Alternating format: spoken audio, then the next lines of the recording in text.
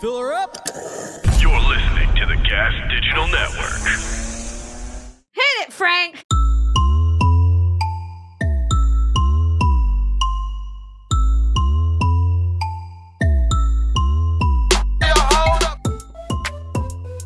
What's up, everybody, and welcome to another episode of Bruh Motherfucking Topics. I'm your host, Kim Congdon, here with my co-host, Alex Scarlato. Hi, everybody. Alex. Kimmy, you're here. Wow. We have stuff to talk about. This is crazy. We're in the studio together again. Hearing the intro was weird. We haven't actually heard the intro to this in like a year, I want to say. Yeah. Yeah, it was great. This has been so fun so far. Your trip? Yes. Yeah. It's been pretty fun. You've been doing so much. Yes. Yeah. I've had a great time. We're hanging out for the first time since you came to visit me and we went to Six Flags. Which was so much fun, dude. Which was so much fun. Still the best thing ever. And now we're high in this studio together. You know, I was saying the other day, I think I said it on Zach's podcast, that like, because when we used to do the podcast, how we used to always take the little mushrooms before our podcast. When I'm in this room, I sometimes feel like I'm tripping. We were taking mushrooms before a lot of our older podcasts. I know. It was a lot. I know. Like 2 or 3. And we call it a micro, but it's like one of those is a micro, really. Yeah. Like that's like 3 times a micro is kind of a little dose. Yeah. You know? Yeah. It's a small dose. It's not a micro. Yeah. It was. Yeah. It was a specific choice. It was a lot. It was a lot. But I feel that too. And sometimes, I mean, I don't know if I'd call it flashbacks, but like sometimes when I smoke weed, if I get really high, I kind of feel like, I don't know, when I first took mushrooms, it reminded me of the first time I smoked weed because you get so astronomically high on weed that it's kind of similar to mushrooms. So I feel like there's like a scale there. And like sometimes if I smoke enough weed, I feel like I just tip that scale and I go right past where weed should take you and I go into mushroom category. But I don't think of it as a flashback. It's not the same as being on mushrooms. It's just the same amount of highness. Do you know what I mean? Yeah. Like it's not the same high, but it's the same intensity. You're just telling us you can tolerate all your drugs. I'm just good at doing. You can't really feel them. Mom, you can't stop me from doing something that I'm good at. And that is drugs. I'm very good at drugs. It is a skill to have. You know, for a lot of people, it's hard to be good at doing drugs. I know. I see it often. And like, I always feel really bad when like I've had multiple times where I'm like, oh, acid's so much fun. You should try it. And then the person has a bad time. And I'm like, yeesh, I guess I gave them pretty bad advice. Right. And the opposite way, there's like some people that can't handle any kind of addiction, or any kind of drug usage because they go off the handle. And then there's the opposite of people that can't like even try a little bit because it like freaks them out. Right. Yeah. So there's 2 ends. So we're just both very lucky that we could be in the middle and sort of scale back when we need to. And yeah. But I also think that even if you think you're one of those people, you still have to be careful because I think a lot of people who end up like on the addict side had that belief about themselves at one point. For sure. You know what I mean? Yeah. So it's like, it doesn't mean that you're out of like the water. You just have to be like extra careful almost. Yeah. Because I think I'm one of these people who could take drugs and be healthy about it. That's like, you know? I don't see the problem there. No, I mean, if you're staying that true makes to it. me saying I don't see the problem there makes me lean more towards one of the people that does them too much. Maybe. It's just, yeah. I think that once you have that idea about your drug use, it becomes easy to like just say that and do what you want. Yeah. So you probably, but I agree. We're both pretty good at it right now. Right now. Yeah. We'll see. We'll see where life takes us. I'm due for a rock bottom. I just remembered, because we're about to do Skankfest again, that last Skankfest, I think I saw a comment from someone somewhere saying that they spotted me at Skankfest and they knew I was on drugs because I was in the corner passing a fake blunt to my friends. Yes, I remember your fake blunts at the last Skankfest. I also remember your fake cell phone. It was a bag of chips. It was an empty bag of chips that was folded in like thirds. Yeah. And you kept my Dorito. So you'd be talking to like a fan and they'd be, once they started to bore you, you'd be like, oh, hold on, I have a call coming in. And you'd just pick up this fucking empty bag of Cheetos and talk to it so convincingly. I swear, Kim, I know that you go out on auditions sometimes. You need to be tripping for those auditions. You're an excellent actress when you're fucked up. Okay. It's wild. I'll take that note. I have to let my agent know. I mean, her improv skills are fucking beyond. There's nothing more entertaining on this planet than Kimberly Congdon on a psychedelic. It's exhausting. It's exhausting for everyone. It's the best. It's too much. I think it's too much. Because I can't, the problem is when I'm tripping, I can't let the bit go. I know. Remember? I have this huge problem where I can't let it go. Remember, I have a degree in fart history from PU. You couldn't let that bit go all day. No, that was a good one. Yeah. That was a good one. The Ice Phone 7. I answered this ice pack for hours. She kept, in context, there's like 10 people tripping in this house with no air conditioning. Like in the summer. There's air conditioning in just one bedroom upstairs that we're like, we don't want to, like, we eventually gave in and all laid in his bed together, but it's like, that couldn't be the first place we go. So for a while, we were just like fighting it out in this fucking hot house, like tripping balls and seeing shit on the walls and just sweating our fucking shit out. And there's literally only one ice pack in the house. It was the one ice pack to go around. So in order to stay cool, Kim did bits with the ice pack. So I could keep it for longer. 10 hours straight. And sometimes she'd pass it to somebody. She'd convince them to start doing the bit. So then the person holding the ice pack would start talking on the phone and they'd do a bad job. And Kim would go, oh, come on, let me talk to him. I got something to say. I have a problem letting bits go. My friend Matt got mad at me and my friend Hormos. We went to Life is Beautiful recently and we were not sober. And we wouldn't let this bit go where at the festival we kept saying to me and Hormos to each other, because he's like us, we kept saying to each other like, oh my God, did you see Justin Bieber? Like one of us would say that, and then people would fuck me up. If I was fucked up, that would kill me. And then people would look around, like the young kids would look around, and then what the other person would go, yeah, I'm a big Beaver. And we thought it was so fucking funny. I love that. I really love that bit. And we did it for like 3 hours, and to the point that one of our friends actually like yelled at us. I'm gonna tell you right now, whoever yelled at you is not your true friend. If you cannot take Kim's fucking psychedelic antics, then you don't. Well, they were trying to run away from us, and we were chasing them. You don't deserve Kim's sober company if you can't join in and become a beaver. Exactly. I'm a beaver too, sister. Yay! And then our friend was like, "Enough! It's been hours. It's not funny anymore, dude. It's annoying. Can't you see that we're all trying to walk away from you? And all our friends are trying to walk away from us." I know. What, dude? Take a chill pill. We're at a fucking festival. This was day 3 of the festival. Everyone's exhausted. We're just holding on to this bit we've been doing, and I've been repeating bits all weekend. That was just one of my like 4. I love, but that's honestly the magic of doing drugs with you. It's so much fun. I could obviously literally take Kim's bits all day. I can't get enough. He yells at us, and we both kind of step back, and we're so stupid. It's so fun. We take a step back. We give him a little breath of air, and then we go up to him like 2 minutes later.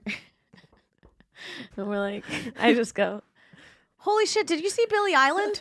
I know, because I know you can't let it go. Like, I know you literally can't.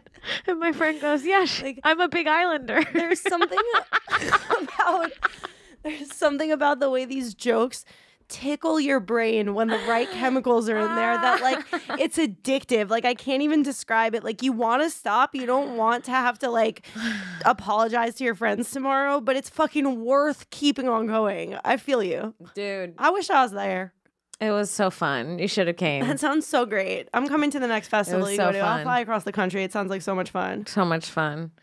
Also, I was tripping so hard at one point. Like I didn't realize that people brought like children to festivals. I didn't know that it was like a family thing. Yeah, I was like, oh, there's like so many drugs here. I wouldn't want my kids there. I get that. You know what I mean? Just the simple fact of like papers of acid or like anything is anywhere at or any even point. just like I know that like me and my group could handle our drugs, but like you don't know what kind of weird fucked up 21-year-old is taking acid there for the first time and gonna freak out and like frighten my kid or do something Weird insane. and I don't know. dangerous. It's just yeah. I saw someone with a baby, like in, you know, those things that you carry on your chest in front newborn, of you, yeah. like the thing from The Hangover. And I literally said, I was walking with my group of friends. I was on drugs. I went, "Oh, fake baby," because I thought that people didn't really bring babies. And my friends were like, "You thought someone just brought a fake baby? A fucking $3,000 reborn with."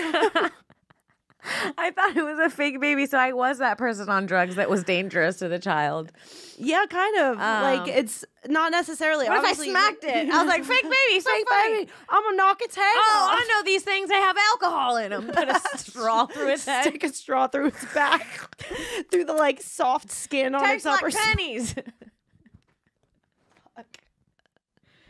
It's warm. Oh man, yeah, it was. Oh It man, was really fun. Festivals are so fun, festivals are fucking great. dude. My friend Hormos has like, he's seriously, legitimately one of the funniest people ever. Also has the craziest temper, and when he's tripping, we call him Acid Boy. Okay. It's just a funny, it's just a funny nickname his girlfriend gave him, and we were waiting for Young Thug. Do you know who Young Thug is? Sing a song.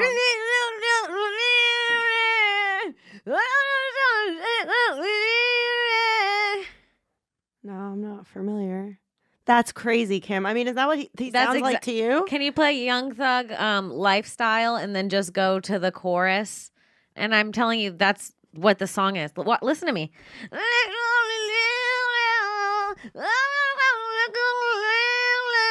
Okay, now the song. Are you doing the music in the background or are you doing the lyrics to the song? What? Are you doing the music I'm and doing the lyrics. Okay.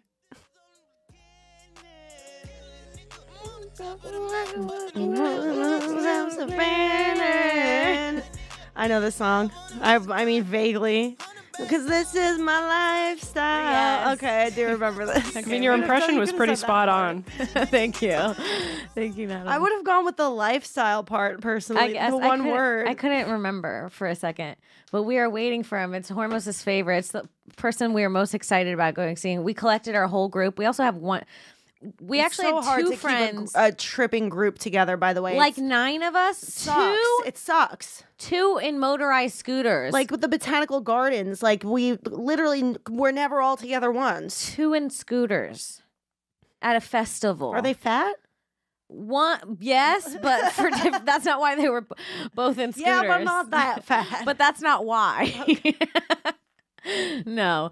One of my friends got hit by a car, okay. like months ago. No. Okay.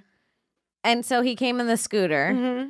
Our other friend was like, "Dude, you could get scooters. My knee's been hurting." So he got a fucking scooter too. that. So it was just very annoying to try to get into like shows, and we would just leave them constantly. It became like a huge fight, and we were like, "Well, I don't know." At one point, I turned and I said, "No disabled friends," just to be funny, obviously.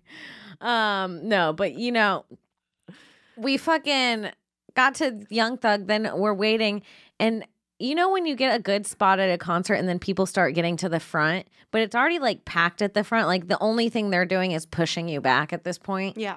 Like it's like there's no room. If you get in front of me, you're just going to stand in front of me. And at one point you have to stop allowing it, right?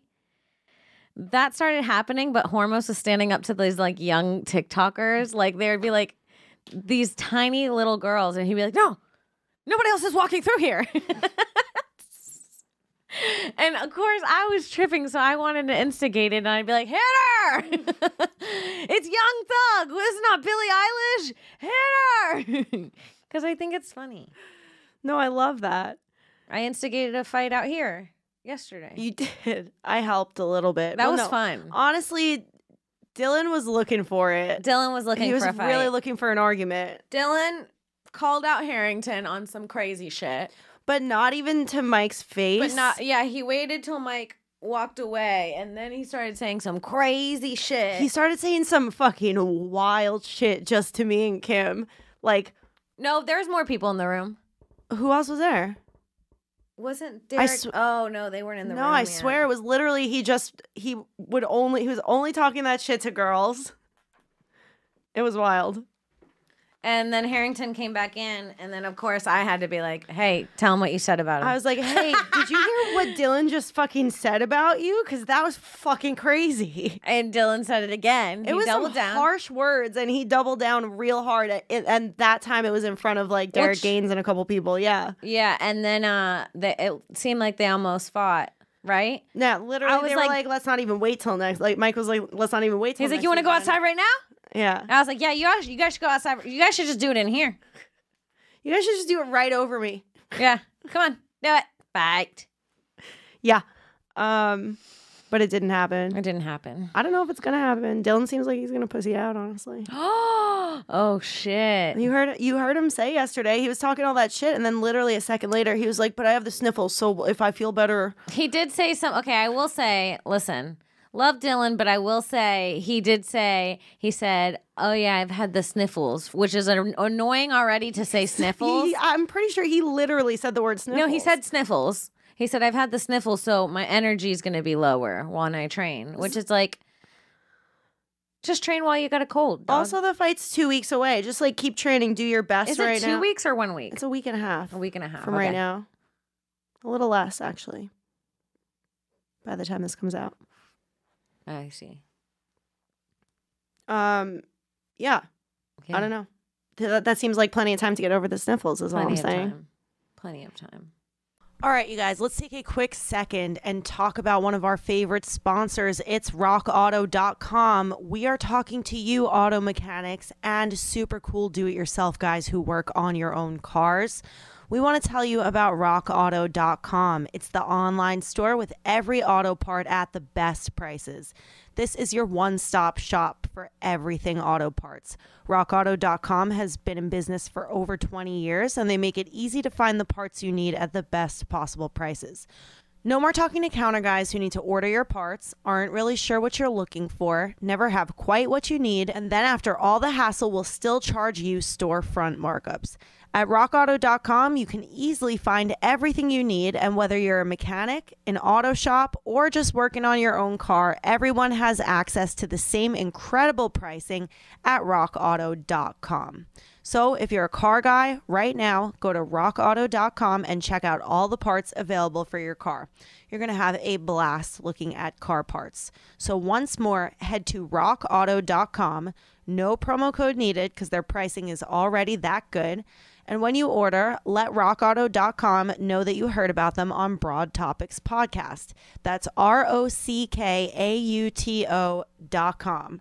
All right, Kimmy, let's get back in the show. So I fucking almost died. Oh, yeah. Yeah, tell me about that. First of all, I had a really bad show. I had one really bad show while I was here. Very bad show. Mm-hmm. I want to talk about it. It was an issue. We talked about it for a full day. Yes. So I was really upset by that. And the next day I was like, I'm going to go do another show to try and get over that. It's like when a gymnast falls, she's got to try the same trick again, get back up there.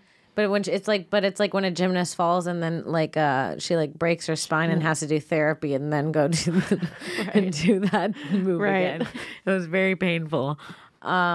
But on my way there, I got on the train to my show, and I'm sitting on the train, just minding my own business, when suddenly the train stops. Not out of the ordinary. You're also not a New York person to begin with. Like, I know for a fact that in the very first place, you're not thrilled to be on the train. I'm not thrilled to be on the train. Sometimes I when I get on a train, I read the energy of everyone on the train. If something feels wrong, I get on the next one. And I keep finding the ones until I find a comfortable one. I'm very OCD about which one I pick. Right. Well, you have these internal superstitions about yourself, like the way that you keep every plane that you get on up in the air. I think that this relates back to that. I don't think that's just about me. I think that there are a few chosen people that have to be on planes, and they are the people that keep the planes up. Natalie, do you believe in that? That every single so there's like chosen people, and every plane has at least one chosen person on it, or else it'll go down. So how do you know who the chosen people are? You feel it in your heart. Well, I know I am. So that's all. I just know if you're on a plane with me, you're good. Is there a way to know before you get on a plane if a chosen person is on it? The universe sometimes I see others on my plane and I go, oh, we're gonna have an extra smooth flight today. I swear. You think I'm kidding? You think I'm kidding? Because the two of us are on it together. Yeah, so we're both going to be willing this plane hard enough to get there. There's got to be, if everybody on the plane wants to die and doesn't care about their life, that plane's going to go down. That's how they go down. Okay. So you're saying Aaliyah wanted to die? I don't know. If she had been through a lot with R. Kelly is all I'm saying. Okay. That's interesting. No, I'm not saying that's what all it is. Of the victims on 9/11 wanted to die is what Kim is trying to say. No, she's not. I did not say that. Not all of them, just the plane full of people. Planes. Okay, I take that part back. Okay. But just to be clear. But I will tell you this. Every time, this is another thing that I do. Every time I go to get on a plane, as I'm stepping on, I make sure I touch the outside of the plane just slightly. Even if my luggage is in that hand, I'll switch hands and I'll touch it before I get on. And then I found a Reddit thread online of flight attendants and pilots saying that like 50% of people do, or like out of every plane, like there's a certain amount of people that do that. Weird. You think that those are the protectors? Those of the are the plane? ones. Okay. Those are the ones. I'll tell you then, I've never had the impulse to do that. You've never done that? Have you ever done that, Natalie? Do you touch the outside? Can you Google for me touching the outside of the plane before you get on for good luck? Because I'm telling you right now, I found it just a couple weeks ago and I said, those are the ones. And when I found it, I said, those are the ones. We keep the plane up. Okay. Well, I truly do feel safer when you and I fly together than I feel otherwise, because I know that Kim knows that the plane is not going to fail because she's willing it up, and so I just believe her. There's a lot of superstitions out there for passengers on planes. One of the most believed ones is that touching the plane offers a bit of good luck. Like passengers are thanking the plane. Why for do its people tap services planes and asking it to get to their destination? I literally go like safely. this, and I've never read anything about doing it. I just do it. And from your heart. From my heart. Yeah, she's a plane protector. So I guess what I'm saying is I think that whatever that is that you have inside of you is also the thing that gives you the impulse to read the train when you get there. You know, you step one foot upon the train, you look around, you close your eyes, and you say, not this one. And Can you touch the train for good luck? What? You should touch the train every time you go on. I don't touch the train for good luck. I try not to touch the train at all, to be honest. Yeah, the trains are filthy compared to, I'd rather... Even compared to an airport where people are traveling, I'd rather fucking... I feel like at least the planes go high up in the air where the wind whips at them fast. Like maybe they get a good little germs can't stick little wind to cleaning. The actual wings. I like to think so. Yeah, same. Yeah, I tap her, and when I get on a train and it don't feel right, I get off. Okay. What would you do if you got on a plane and you didn't feel right? Would you get off? If I really didn't feel right, maybe. Oh man. If I really didn't feel right, maybe. Okay. That's so intense. Just thinking of like, what if it was like a big thing? Like a thing I had to like be TV. at. You're going on TV. I'd get on the plane. Yeah? Yeah. But then you'd be world news if that plane went down. Like she was on her way to film something for television. They'd all lie. They were like, that was going to be her big break. It's like, no, it wasn't. You guys were going to pay me less than I needed and send me on my fucking way. They'd make it like big news. I already know what the media would do with that one. For sure. Okay, so tell me what happened. You got on the I get on the train, and the train stops, which is like, that happens. I don't like it already when it stops. I get freaked out. I'm terrified of a shooting on the train. I'm terrified. Even when I got on the train the first time being back in New York, someone stepped on someone else's shoes and they started arguing. And I was like, I just don't want to be like behind them. Mm-hmm. And I'm like right here. And I don't like it. Mm-hmm. And the train stops. So I'm like, okay, just stop for a second. Then the guy gets on. He goes, ladies and gentlemen, due to a fire at Grand Central, we are going to be deboarding the train at the next stop. Then he gets nothing moves. We're just silently sitting there. He gets back on. Ladies and gentlemen, we actually cannot make it to the next stop. We're in a tunnel. We actually cannot make it to the next stop. We're gonna and then it cuts off. I hate that. And at this point, me and the girl that's sitting in front of me, who I've already scoped out the entire situation. I'm like, I know who I need to trample. I look at the girl across from me, and she's obviously like from New York. She lives in New York. You can tell. And we like look at each other, kind of worried, but I'm like, it'll be fine. I'm always paranoid, is what I say to myself. The guy comes back on and he goes, ladies and gentlemen, due to the Grand Central being on fire, is the way he said it, which was absolutely unnecessary. You can't say Grand Central is on fire. You could say like the passageway to our stop at Grand Central is on fire. That would make me feel safe. Like I picture like the Grand Hall. I pictured the whole fucking thing above us in flames, that there has been a horrible terror attack bomb and it is on fire and it is going to crumble on top of us and we're going to burn alive on a train. Is what I'm saying. He could have worded it better. So he's like, we're going to have to evacuate the train now. He's like, everybody needs to come towards the front of the train when we get there, and then you will be escorted out of the station. We will be helped out of the station. So I'm like, they're pulling us up into the fire, and a firefighter is going to save us and pull us out of Grand Central. In my head, is that not what you hear when you hear that? I don't think I would have gone there, but I understand the way that you are and why your brain would go there. Like the whole place is on fire. They're going to escort us to help who's going to have to bring us through the fire. Yes. I'm like, my brain would definitely never have gone there. I would be like, all right, we got to get out. Me and the girl in front of me. And then so then the guy comes back on. He's like, okay, we're getting off now. And I can see, I stand up because now I'm like, I don't know what's happening, but I need to be the first one out. Because I already have read all the books on how to survive. And one of the biggest problems is when something's on fire, people pile up because they don't leave quick enough. So I'm already making my way to just the door so I could be in between trains if anything happens. Mm-hmm. And I see through the thing, people are evacuating and they're getting off the train. And I see smoke coming in the train. And it's like above, like ahead of the train, it's all smoke. And the door is just cracked. And this dude comes running towards me, rips open the door, and then jumps off the side of the train.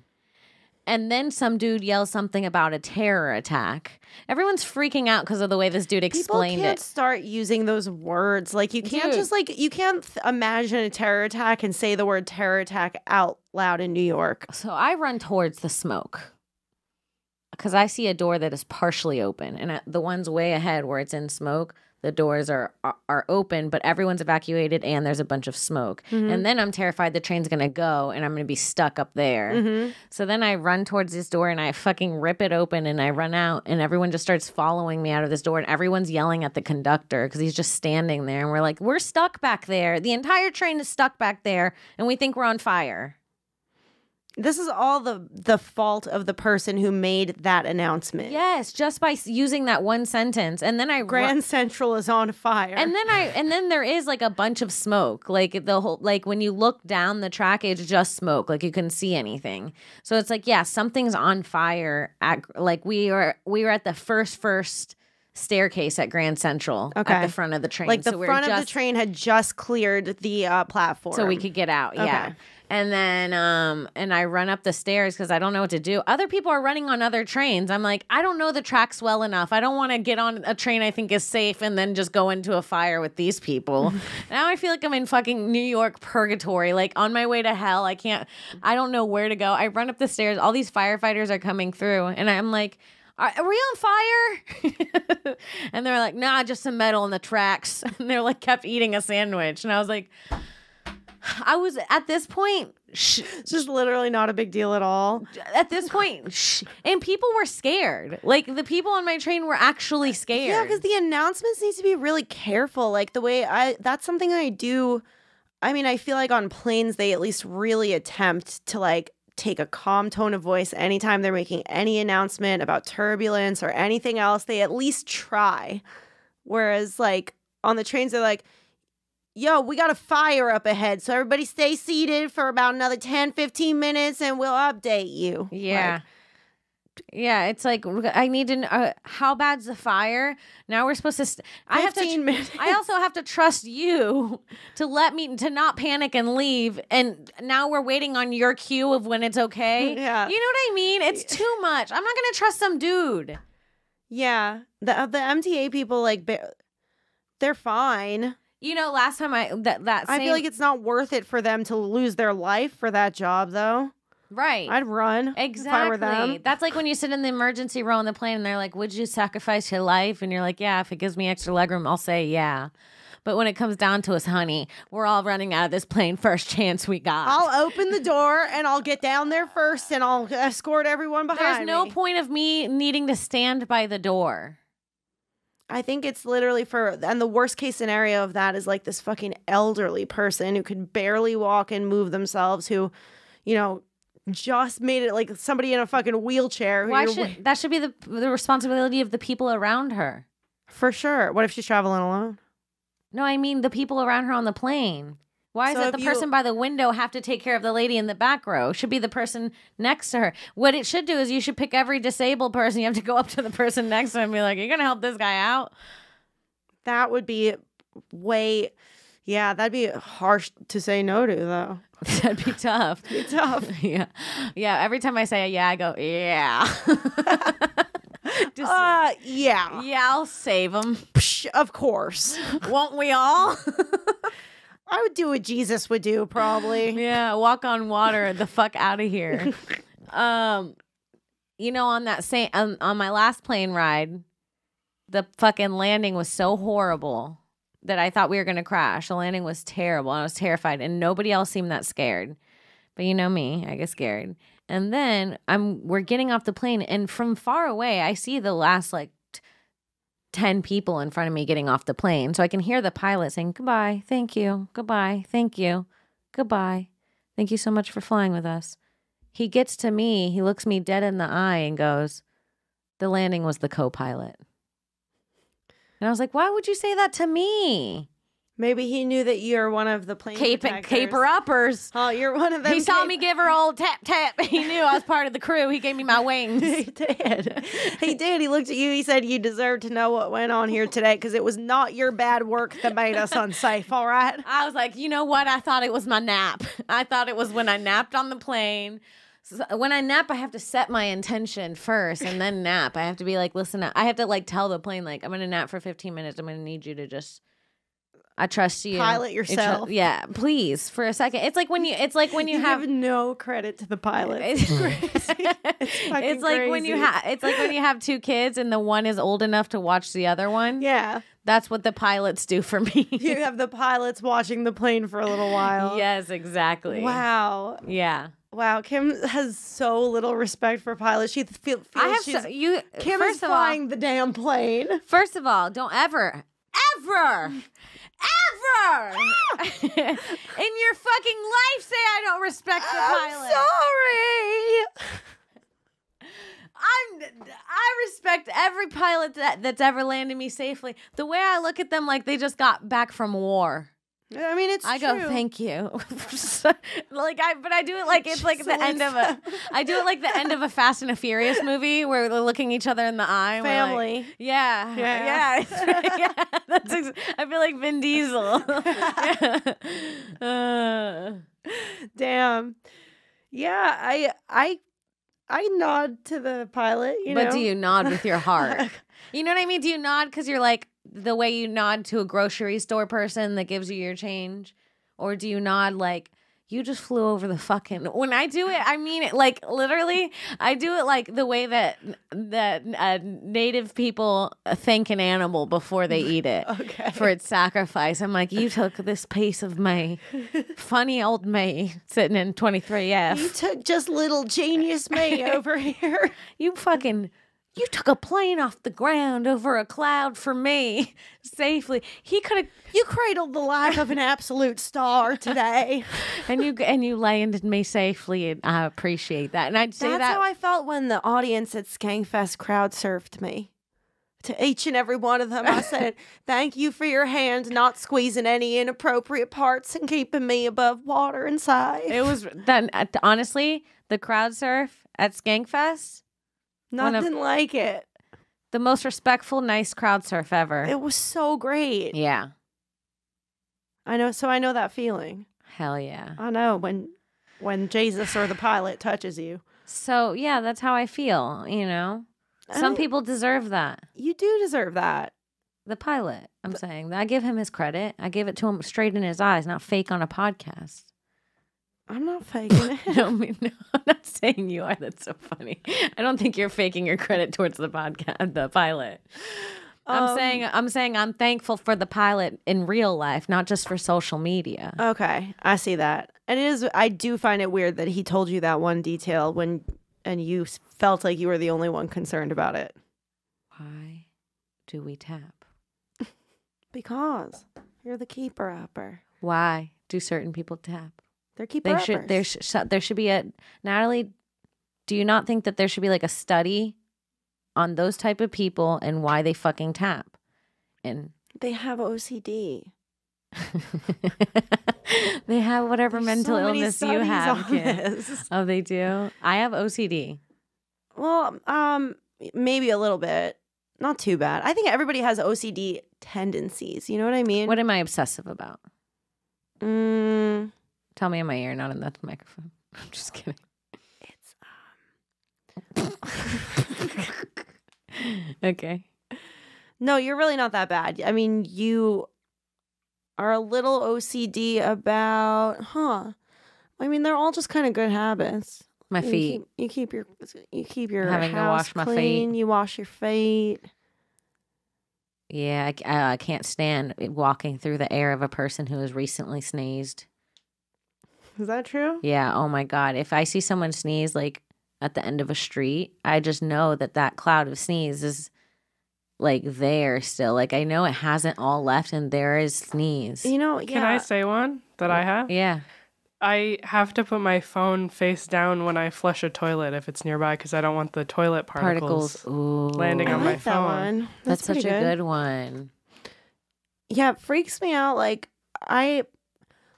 when you picture like sharing breath in a room with somebody, since it's invisible, like I always can't. as a kid pictured that my breath only comes to like here. It comes all around. But when you vape, you could fucking see how far your natural Show me breath, what your dead breath. right now. God damn it. I know.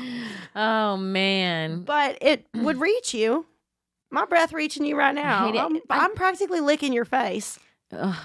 I'm sorry. It's just the way okay. the world is. I feel like, a lot of times this is something I had to stop doing in New York because it was really just not good for my breathing.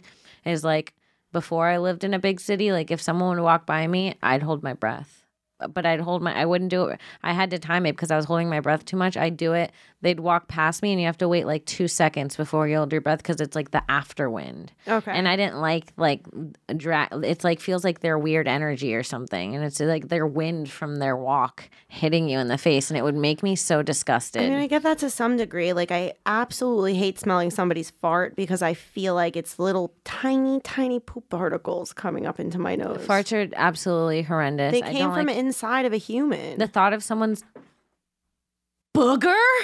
Boogers. Dude, I'll stop being someone's friend if they have a booger. Yeah, I get that. Dude, if someone just has a booger in their nose, our friendship is done. We're done. Boogers We're are done. rough. We're not gonna be friends anymore. I'm not gonna be friends. It's harsh. but I'm done. That's really harsh. It's so disgusting. They're bad, but like it's like sometimes you get a booger. Have you never had a booger in your life? She's just better than all of us. I haven't. I get disgusted with myself. I'm like, I hope someone. I hope someone shoots me in the damn head right in the booger. I hate boogers. Yeah, nobody likes boogers. What else? I feel like I can smell sneezes. This is definitely, listen. You can smell. Okay. Natalie, can you Google, can you smell a sneeze? Because I bet the same people that keep up planes are the same people that can smell a sneeze. I don't know. You don't think you can smell a sneeze? I can't smell a sneeze. I'm saying, Honey. I'm not saying that you can't. Maybe you can, but I'm not saying that. I'm saying that I definitely don't think that across the board, it's the same people who keep the planes up that could smell the sneezes. I don't think that's possible. If the universe is wired like that and you know that, then there's something going on. There's something going on. Can people smell sneezes? All of the articles I'm finding are about people sneezing and then smelling their own sneeze in their nose. So I'll do some further research. I can't smell an approaching sneeze. I can walk by somewhere and go, someone sneeze here. It's like a detective movie. You know, when they touch their shit and they go, it's full on. She walks into the room, she goes, who sneezed? Yes. Wait, let me guess. It fucking makes me sick. It's the nastiest smell ever. I mean, maybe, it's like smells like old spit. if somebody has like a sinus infection and they sneeze, then I definitely believe you. Like then you would know. Then you could smell. That is so disgusting. Kim, I don't know how you've survived in a human body this long. I don't even like the fact that there's stuff in there. In the body? I can't think about it. I can relate to this. I cannot think about certain organs and their systems. I feel like the more I think about them, the less they're working in my body. Think of my intestines, right? Your intestines right now, just being intestines. Intestines don't bother me as much as, for some reason, kidneys really bother me. Like, oh there's, like, yeah, really I can feel porous. it. There's Hurts. like only water like going through them, and they're filtering shit out with these like and then I can feel it my kidney right now. I also hate like veins and arteries and like all the whole veins. When I see a vein, I go, why? Veins aren't for me. Veins are not for me. No, I hate them. I really hate them. And when I see my own veins is what's the worst. I have a of big all one of in them. my thigh. It's a huge And I'm sure blue vein. I'm sure your thigh's very nice, but I can't even think about your veins, sister. I'll pass out. I know, it's making me dizzy. One time I was in a like community college biology class, and they were talking about like the functions of the kidneys. I didn't even know I had a problem with kidneys at this point in my life. I wish you'd stop saying the name. But the more she was talking about it and really getting into the details of how each system in there works, I started to get really dizzy. And so I was like, all right, I gotta get out of here. I'm gonna faint if I keep having to hear about fucking kidneys. And I remember standing up, literally feeling like myself black out as I was walking out the door. And I remember I made it outside of the door of the classroom, and I just turned around against the wall and sunk down and passed the fuck out. Dude, it's so hard. It makes me so, even us just talking about that for a little bit makes me so dizzy. Nauseous. Does anyone smell sneezes? No! We did realize It's all about people reporting smells of their own sneezes. We did Real Ass podcast this upset. morning, and when Lewis was talking about cutters, I was getting nauseous. Yeah, I was literally getting nauseous, and I was like, I don't know how to come back from this. I'm going to pass out if I keep looking at these pictures of cut up arms. Yeah, the cut up arms bothers me less than the like internal organs. Internal organs is like, it's fucked up. And I've always felt this way. I always hated, like, even in elementary school, needing to learn about it and memorize it for a test. I'm like, I'd just rather just have a heart and not know how it works. You know what bothers me? When someone asks, this is how insane it is. I don't mind if like a close friend of mine asks for like a sip of my water and it's a cup like this. But if it's a straw, I think it's like so disgusting to share. To share a straw? Yes. Because like it goes it's up. Appropriate to just pull the top of your drink off and just say, can you sip it from the side instead of using my straw? I don't think that's crazy. I think a polite person would sip from the side, like rather than using someone's straw. Close friends just take a sip from each other's straws. I've probably taken a sip from your straw at some point in the past, and I feel badly about it. No, now. it's okay. I sometimes hold them in because I know that there are the crazy things because me and you share 40 joints. It's true. Make out for the picture of Broad Topics on YouTube. Yeah. And then I'm like, don't sip from my straw. I know it's crazy, so sometimes I ignore them. But the thought of it, because okay, so you take a sip, and then a little bit of that comes out, and it drips back down to the bottom of your drink, and then disperses through. It's gross and everything, and I know we've talked about this before, but I have to bring it up. There's no more gross situation like that than when it's your mom's taking a sip of your drink. I'm when it's your pissed. own mother. And it sucks because it's like, I know she gave me life, but God damn it, Mom. Don't get your fucking disgusting saliva all over my drink. Their spit is the worst. Mother's spit. Do you agree with this, Natalie? Isn't a mother's spit the worst? I get what you're saying, yeah. It's like because you've seen her too many times. Like, I get it. It's like I can't have your spit. We share everything. Take my drink. I get it. I just can't with your It's because your they know you lipstick can't say no to it. around here. Yeah, and it's just something that is infuriating about it. So Like, I remember the first time my mom wanted a sip of my Slurpee, and I was like, no, don't put your spit you try on to it. say no to her, And Mom, then and they get fucking offended. Yeah, they're like, now we can't share drinks. It's like, yeah, now we can't. Like it's a personal. And you know what it is? Because I just said it's worse with her than anybody else. And I mean it. You know what, Mom? It is personal. It is personal. I don't know why. Something about her spit I don't like. Psychological. It's like I'm allowed to not like my mom's spit, dude. Can you Google Aversion to mother's Natalie? spit? Can you see what's wrong with us and tell us why we don't like our mama's spit? I just don't like it. It's ewy. It's ooey. It's yucko. It's just like I would rather drink after my dad than my mom. I would so much rather take a sip of a soda that my dad's drinking from the glass than take a sip from my mom's glass. I don't know why. I wonder if men feel the opposite. If they'd rather sip from their mother's cup. Ew. I just don't know. I don't think so, dude. I feel like everybody must know. And I'm going to feel offended. I'll probably feel a little offended too. When if my daughter does not let me sip out of her Slurpee? My perfect, pristine mouth isn't allowed to touch it? I'll be like, Mama, don't sucky.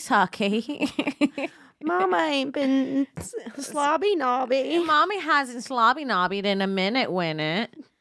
No, I understand the being offended as a mother by it, but I also just like hate it. Yeah. It's really horrible. It's disgusting. I'm sorry. And I'm sorry and thank you for life. Natalie, is there people online that hate their mother's spit? There are no results. There's no way. That's crazy. That can't be an original thought. That can't be just us. It can't be just us who hates mama spit. Did you put in I hate my mother's spit? You say I'm have an aversion to my mother's spit. All I get is my mother spit in my face. Is that what you're getting? No, I'm getting how to talk to your mom about having a drinking problem. Oh, that's not even the issue here. No, that's not the issue at all. What else do I hate? She's just got a drinking from my cup problem. Yeah, honey. She can't get her own snack at the gas station, apparently. She always got... When you're running errands with them and you get something at the gas station, they just want to share with you. Can I just have one sip of the soda? I'm like, yeah, so you could ruin the rest of it. Yeah, I'm like, yeah, but you could have the last sip. That's notoriously I remember I used to, when my mom would take a sip of my Slurpee, when she gave me the straw back, I'd catch the top of it real quick, lift it up, drain the rest of it, and then put it back in my cup. That's pretty good. But I even with a straw, you see, my mother's lips on a straw is a whole issue because not only is the liquid going back down, but now the top of the straw is tainted. It's got lipstick on it. It's got lipstick. It's mother. You know what my mom did? It's got mama spit. You know what my mom would do in the car that she still does to this day that would drive me fucking crazy? She just flosses with whatever plastic she finds around. What? Yeah, she has the nicest teeth, and it's because she's constantly putting things through them. Floss with a plastic that's not... Like, imagine like a plastic that you unwrapped a cigarette carton with. Like the edges of that. She flosses with that? Any kind of floss, anything that can go in between her teeth. She's going in between her teeth. And she has the nicest teeth. Yeah, I'm sure. And I think it's because she's constantly flossing with weird plastics. Maybe that's the trick. Floss yourself. Floss yourself with whatever's laying around in your Astro That van. seems like it would hurt, though. That like plastic in your gums. Yeah. Her gums are probably toughened up, though, from all the flossing. She's got tough gummies. Mama tough gums. Mama tough gums. Yeah. Yeah, dog. It's crazy. That's crazy. I'm so hungry. I'm so hungry, too. I'm hungrier than an elephant. You want to go get lunch in this podcast? Let's end it here. Okay. We'll record another one. Yeah. Sweet. Yeah. All right, you guys, thank you so much for listening to this episode of Broad Topics. So fun. We're back in the studio. We'll be recording a bunch of podcasts together before I go back again, and I'm so excited about that. You guys can follow me on Twitter at Kimberly Congdon, on Instagram at Kim Congdon. Check out my Twitch channel, twitch.tv/QueenKong1. I will be in Austin, Texas on Kill Tony November 1st. I will be doing headlining The Creek and the Cave with Sarah Weinshank November 3rd. I will be on the Death Squad show November 4th and November 5th through 7th. Alex and I and Sarah Weinshank and a bunch of other really great comedians are all going to Skankfest in Houston. Please come out for any of those shows. Get tickets. If you're in Austin, please come out and see Sarah and I at The Creek and the Cave. It's our first time co-headlining together, so we really want to get a lot of fans out there and show them what's up. So I appreciate the support. And Alex, what about you? Fuck yeah. Follow me on Twitter and Instagram at I am Alex Scar, and check out Stick and Portly. Watch Rick and Morty. It's me and Harrington reacting to episodes of Rick and Morty every Monday right after Legion of Skanks, only on GasDigitalNetwork.com. Also, if you're listening on iTunes or YouTube, head over to GasDigitalNetwork.com. You could subscribe with promo code TOPIX, TOPIX, and get a 7-day free trial. Get access to every show on the network. Help us out a little bit. You get bonus content. It's pretty dope. You have literally, when Lewis mentioned how much content is on the network, it's like 20,000 hours or some shit like that. Yeah, it's a lot. It's wild. Waste your life with us. Come on. What are you waiting for? Yeah, and I'm so excited for Skankfest. It's going to be fucking dope. And We'll see you next week. I'll see you next week. Bye. Bye.